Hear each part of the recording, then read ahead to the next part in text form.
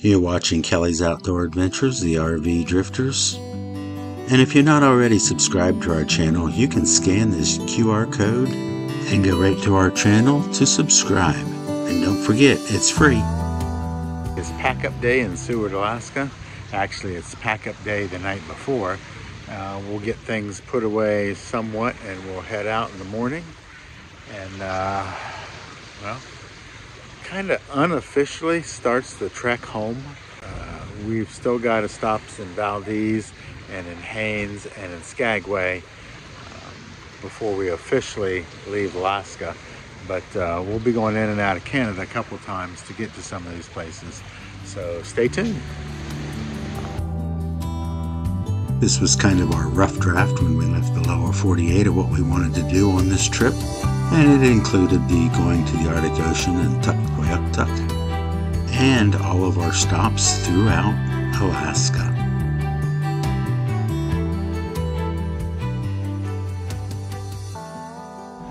All right, we're pulling out. I just want to make a quick note. But you see that little trail that goes up there to that peak, comes down, winds down, and comes into the backside of town. That's where they do that midnight sun run. People actually can run from town all the way up there and all the way back in under an hour. That's impressive. We're leaving Seward, Alaska today and heading towards Valdez, Alaska. We'll stop in Palmer, Alaska to do laundry, have a boondocking place picked out near Sutton, Alaska, and then tomorrow we'll boondock near Glennallen or make it all the way. We'll have to see what we feel like. So, but leaving Seward, and it is beautiful. It's a cloudy day, but it's not raining. And it was glacier, whales, sea otters, porpoises, and puffins. Sea lions, puffins, tons of birds. Lots of birds, so it was great. Oh, we've entered the construction area of the road in and out of Seward. There is only one road that goes in and out of Seward. And so we've got, I don't know what, 5, 6, 7 miles of this? 5.5 miles. 5.5 miles of construction. And it's slow going. But there's a beautiful river beside us. Is that the Snow River? Is that what you said? Or not? I don't know. It was the Snow River.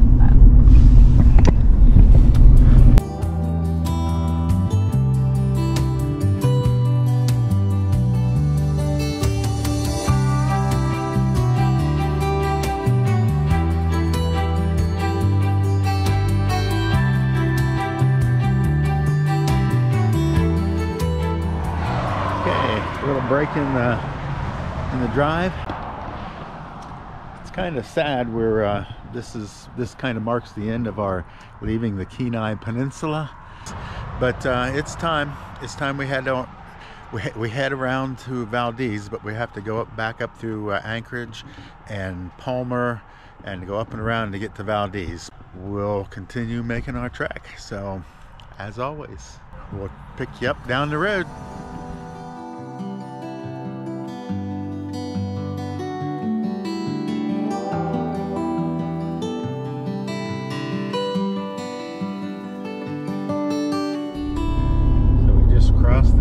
River, and I think our next exit is supposed to be the Portage Glacier exit and Whittier, maybe. We'll see. We briefly talked about making stops at the Portage Glacier and in Whittier, but Debbie and I talked about it, and we decided we had too many other things still on our list. So Whittier, you'll have to be added to our return to Alaska in the future plans. And a few miles up the road. Okay, it says 2 reported. It's like construction. Construction or traffic? Because this is backed way up. It's not that long now. Oh, just a couple miles maybe? Yeah. Okay. Who'd have thought traffic backups in Alaska? Alaska. So, You if didn't hear the squeak? Listen. Stop. yeah, we're in slow traffic and we're hearing a little bit of a squeal, might be the brake squeal. But check it out. If you're going to be stopped in traffic, you might as well have the view.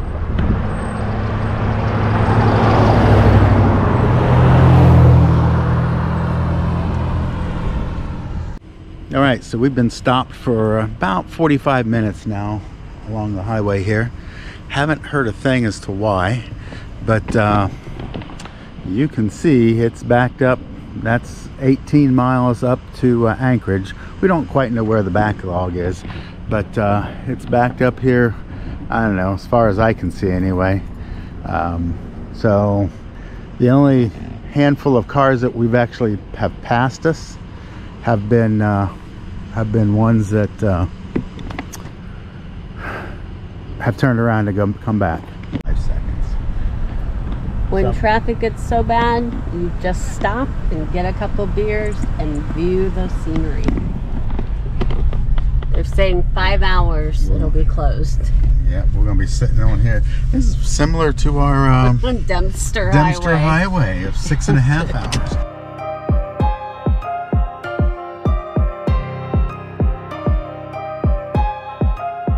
We'll see how this one does. There's nowhere else to go.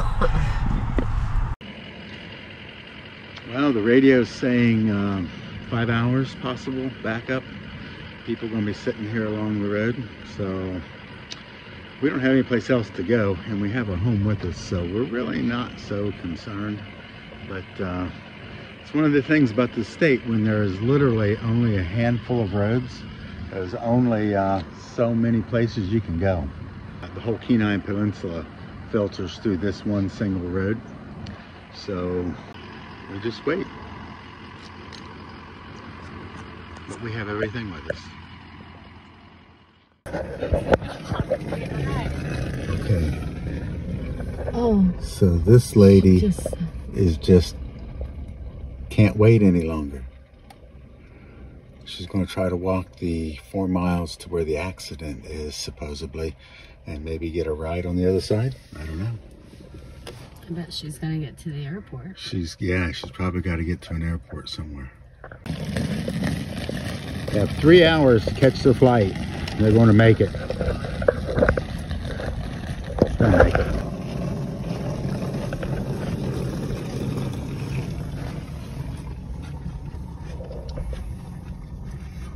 Not a good way to end an Alaskan vacation, having to hoof it 3 or 4 miles and then catch an Uber on the other side of the accident so you can get to the airport. When's your flight? 4:45. Oh, you'll make it. Yeah, No we problem. should be fine. You got it. We better start walking now. Yeah. In case. Yep.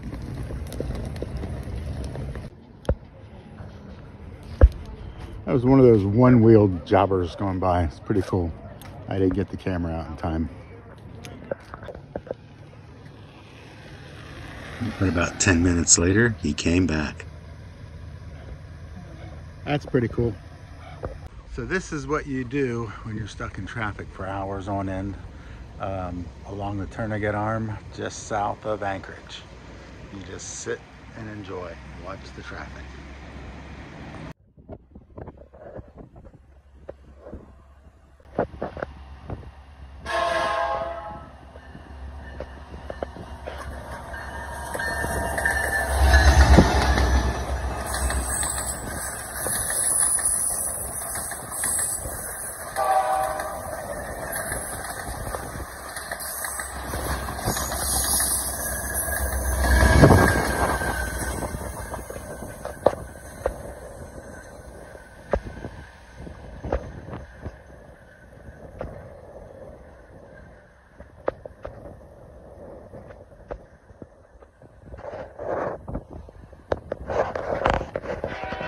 That was pretty cool.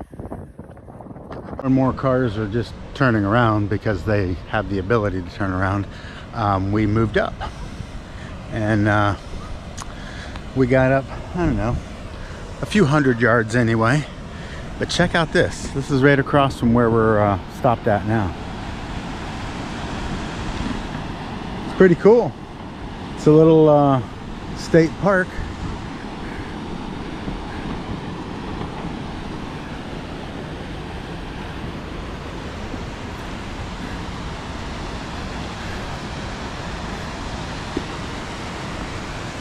Very pretty. Very pretty. Nice little stopping point here. And there's Willie and Nilly still sitting alongside the Turnagain Arm. You know, we're about 5 miles closer to Fairbanks than we were when we stopped and saw the boar tide. So we're familiar with the area well, and it's very scenic. So if you're going to get stuck somewhere, this is the good place to be stuck. We met the people in front of us. They're from Texas. They've been here for 2 weeks. They went on a fishing expedition in Nanilchek, and they have a carload of salmon, but they are assured that it's been packed for 48 hours in dry ice, so they should be fine. By the time you see this, you've probably seen a number of walkers with suitcases. Those are people who have flights at the Anchorage airport, and those people are in dire need to catch flights. And so yeah, they're just walking. We know that the accidents, we've been told, 3 to 4 miles in front of us, and so they figure if they, yeah, I'm watching. They know that if they can walk to the other side of the accident, then they can probably get an Uber or some ride of some sort to the airport. So they'll be fine. People do what they have to do to get by. But yeah, we kind of got to this point here. Chugach State Park, McHugh Creek Trailhead, Alaskan State Parks. Very cool. Very, very, very cool. Love them. About 3 hours later, train number 2. And if you like this video, please subscribe to the channel. Give us a big thumbs up and ring that notification bell to be notified of our next video. If you can, leave a comment. We love reading the comments. And we'd love it if you would share this video with your friends. It helps our channel grow. It's not a bad place to be stuck alongside the road. We'll take it. We have been fortunate on this trip, and we'll continue to count our blessings. We'll check in with you guys later.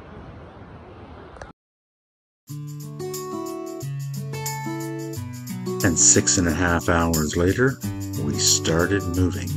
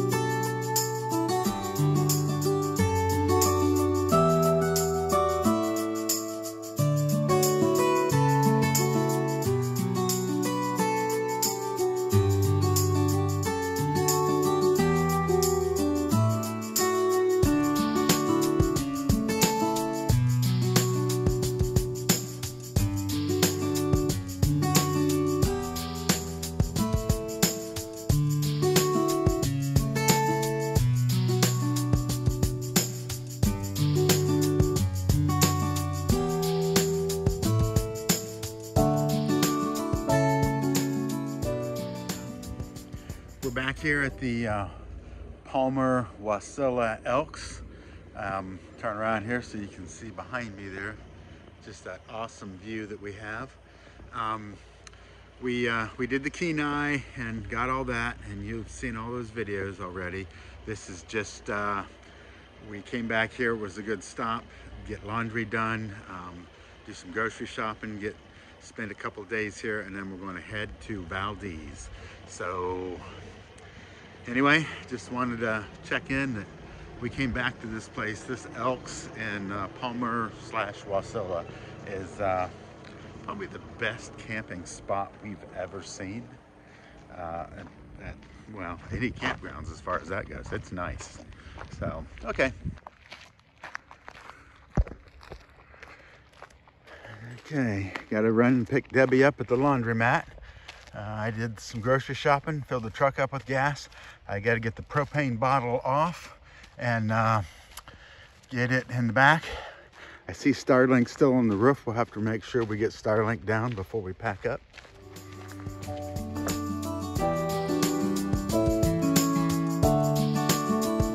We hoped to make it all the way to Glennallen in today's video, but the traffic jam and the delay on the Seward Highway put a change to our plans. But because we travel willy-nilly style, we take it all in stride. And we're leaving Palmer Elks for the last time, and we are headed to Glennallen. Hopefully we can get that far tonight. We're going to find a good boondocking spot. We missed the muskox farm. Maybe next time. We came to the Glennallen, Valdez, and Toke. Yes, this is the way.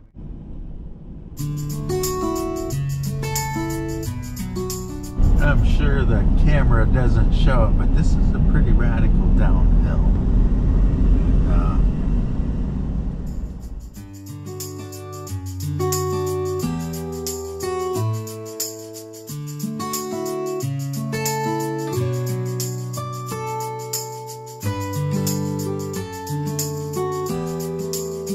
And then all of a sudden, the road gets rough again.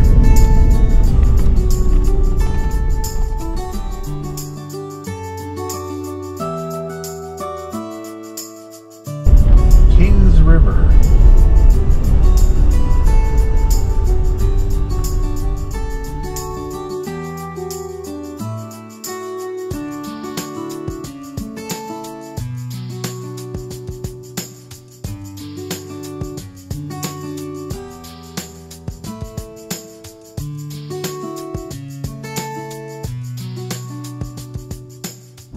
So this is where we came for the 4th of July car launch.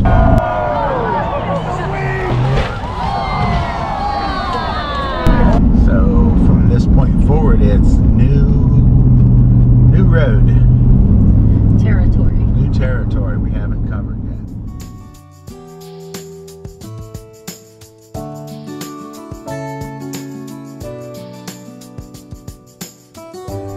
This drive from Palmer to Glennallen is amazing. I'm so glad we're doing this drive. And it's good weather, we're lucky. Yes. This is beautiful. Just passing the Grand View restaurant and RV park, and it is a grand view.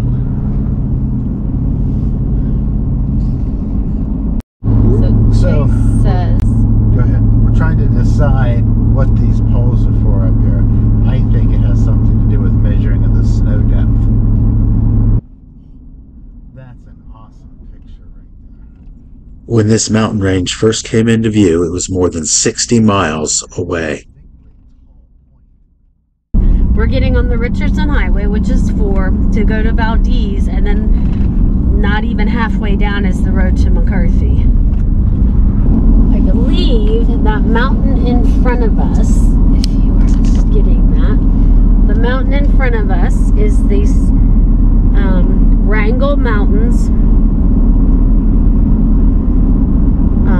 Mount Sanford is elevation 16,237 feet.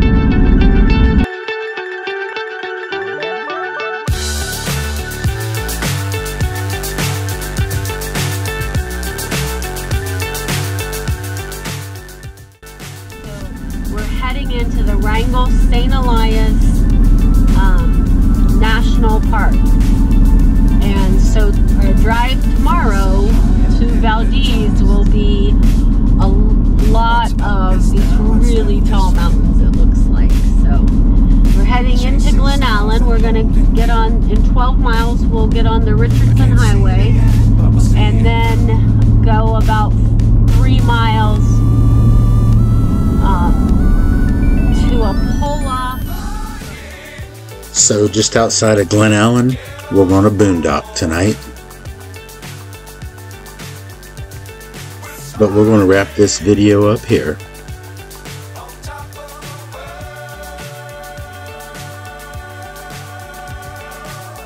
In our next video, we'll stop at the Wrangell St. Alliance National Park Visitor Center before heading on down to Valdez, where we'll spend the next 5 days.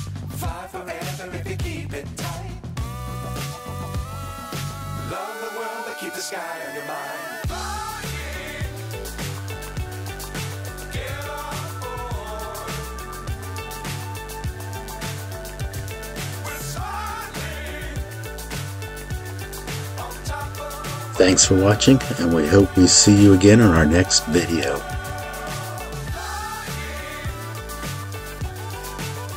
As always, and until next time, cheers everybody.